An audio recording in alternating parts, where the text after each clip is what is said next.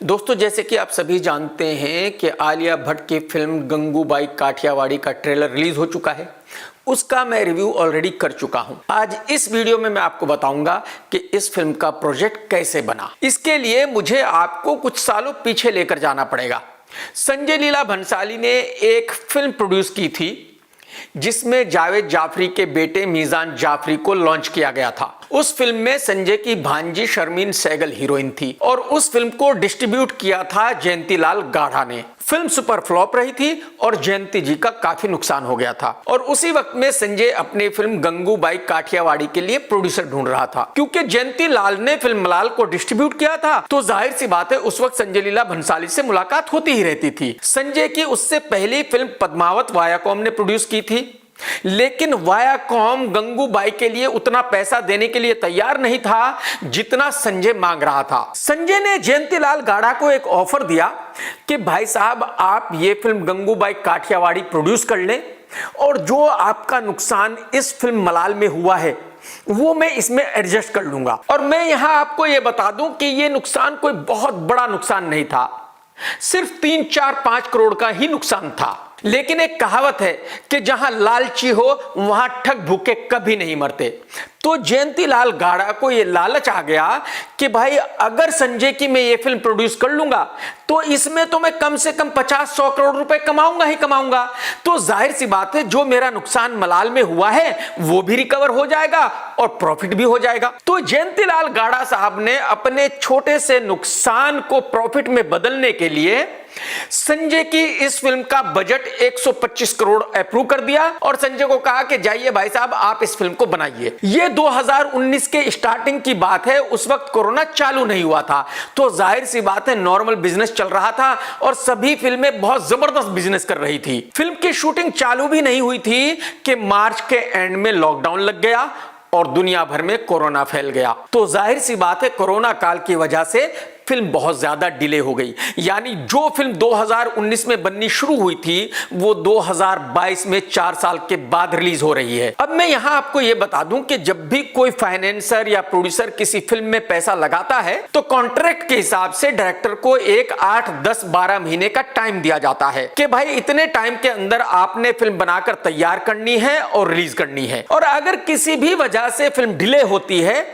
तो हर महीने का इंटरेस्ट चालू हो जाता है उस अमाउंट पर जो उस फिल्म में लग चुकी है। तो जैसे कि मैंने बताया कि गंगूबाई 2019 में चालू हुई थी और 2022 में 4 साल के बाद रिलीज हो रही है तो बहुत ज्यादा डिले हो गई है। तो इस फिल्म में जो पैसा लगा है उस पे 3 साल का इंटरेस्ट भी आ गया है। सालाना ब्याज तकरीबन 36% होता है तो इस हिसाब से 3-4 साल का ब्याज तो बहुत ज्यादा बनता है।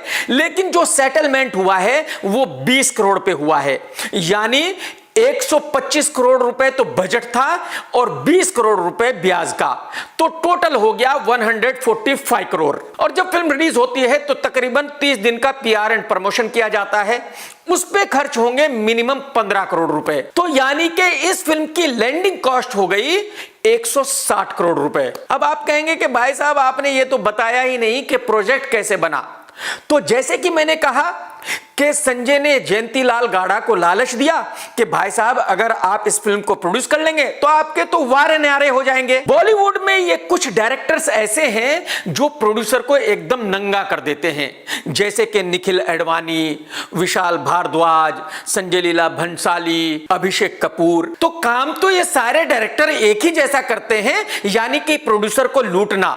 लेकिन जो बाकी के डायरेक्टर हैं वो एकदम गए गुजरे घटिया डायरेक्टर हैं, जबकि संजय बॉलीवुड का one of the top director है। और यही वजह है कि बॉलीवुड का हर एक बड़ा निर्माता संजय के साथ फिल्म बनाना चाहता है, क्योंकि बॉलीवुड का यह दस्तूर है कि हर आदमी सक्सेसफुल आदमी के साथ काम करना चाहता है, हर आदमी टॉप आदमी के साथ काम करना चाहता है। और संजय का फंडा लाइफ में बिल्कुल क्लियर है। संजय का कहना यह है कि भाई मैं बेस्ट हूं, अगर मेरे साथ आपने काम करना है, मेरे साथ आपने अपना नाम जोड़ना है तो मुझे पैसे दीजिए। और यही वजह है कि जयंतीलाल ने संजय को आलिया भट्ट की फिल्म के लिए 125 करोड़ रुपए दिए। अगर आलिया के साथ किसी और की फिल्म होती तो जयंतीलाल 60 करोड़ रुपए भी नहीं देते, मैक्सिमम 50 करोड़ रुपए ऑफर करते। खैर संजय ने आलिया से कहा कि बेटा बेटा मैं तुम्हें अपनी फिल्म में ले रहा हूं। ये सुन के आलिया तो उछल पड़ी, नाचने लगी।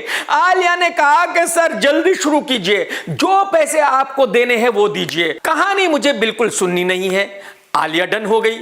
इसके बाद संजय ने अजय से कहा कि भाई साहब काफी वक्त हो गया, मैंने आपके साथ काम नहीं किया, लेकिन मैं गंगूबाई में आपको एक जबरदस्त रोल दे रहा हूं। रोल छोटा सा है लेकिन कमाल का रोल है। अजय ने कहा कि भाई साहब 2 सीन है, 3 सीन है, 4 सीन है, जो भी है आप हुक्म कीजिए, आना कब है शूटिंग के लिए। और अजय भी आ गया, तो डायरेक्टर आ गया, प्रोड्यूसर आ गया, हीरोइन आ गई, हीरो आ गया, बात खत्म। अब वापस आते हैं इन्वेस्टमेंट पर और रिकवरी पर। तो टोटल खर्चा हुआ इस फिल्म पे 160 करोड़ रुपए। रिकवरी क्या होगी, मैं यहां आपको याद दिलाना चाहूंगा कि 2016 में आलिया भट्ट की फिल्म आई थी शाहरुख खान के साथ, डियर जिंदगी। उस वक्त नॉर्मल टाइम था, नॉर्मल बिजनेस था। उस फिल्म की ओपनिंग थी 7 करोड़ रुपए, और जबकि अब कोरोना काल है, थिएटर तकरीबन बंद पड़े हुए हैं, लोगों की थिएटर में जाने की आदत खत्म हो चुकी है, तो जाहिर सी बात है यह फिल्म 7 करोड़ की ओपनिंग तो नहीं ले सकती। तो मैं ऐसा मानता हूं कि ज्यादा से ज्यादा इस फिल्म की ओपनिंग होगी 4 से 5 करोड़ रुपए, यानी कि वीकेंड मैक्सिमम हो गया 18 से 20 करोड़ रुपए, यानी कि लाइफ टाइम मैक्सिमम बिजनेस हो गया 40 से 50 करोड़ रुपए। तो अगर लाइफ टाइम बॉक्स ऑफिस 50 का होता है तो प्रोड्यूसर को शेयर मिलेगा 20 करोड़ रुपए। अब 160 करोड़ रुपए में से 20 करोड़ रुपए माइनस कर देते हैं, बच गए 140 करोड़ रुपए। अब बच गए डिजिटल राइट्स, यानी कि जो फिल्म टीवी पे दिखाई जाएगी, ओटीटी पे दिखाई जाएगी, ओवरसीज में दिखाई जाएगी, और म्यूजिक राइट्स। जैसे कि मैं आपको बता चुका हूं कि अजय देवगन का रोल तो छोटा सा है और आलिया कोई बहुत बड़ी स्टार नहीं है, तो यानी कि इस फिल्म का जितना भी क्रेज है वो ये है कि भाई इस फिल्म को संजय लीला भंसाली ने बनाया है। अगर इस फिल्म का डायरेक्टर संजय की जगह कोई और होता तो इसके सारे डिजिटल राइट्स बिकते 30 से 40 करोड़ में, लेकिन क्योंकि ये संजय लीला भंसाली की फिल्म है तो मैं ऐसा मानता हूं कि शायद 50 से 60 करोड़ रुपए मिल जाएंगे। मैं मैक्सिमम मान लेता हूं कि तकरीबन सारे राइट्स से 80 करोड़ रुपए आ जाएंगे। तो अब 140 करोड़ में से माइनस कर देते हैं 80 करोड़, बच गए 60 करोड़। तो अब ये बचे हुए 60 करोड़ रुपए कहां से आएंगे, कहीं से भी नहीं। तो मेरा मानना यह है कि 60 नहीं तो 50 करोड़ का तो गारंटीड लॉस है।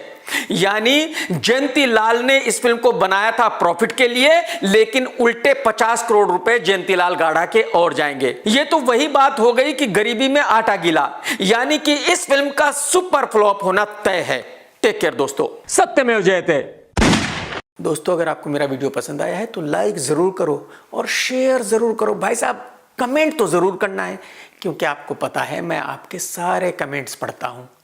और चैनल सब्सक्राइब कर लो, अब तक नहीं किया, अरे यार आप भूल गए, अरे भाई साहब फौरन ही अभी का अभी सब्सक्राइब कर लो और घंटी तो दबा दो यार, आप भूल जाते हो, घंटी दबा दो जल्दी फौरन।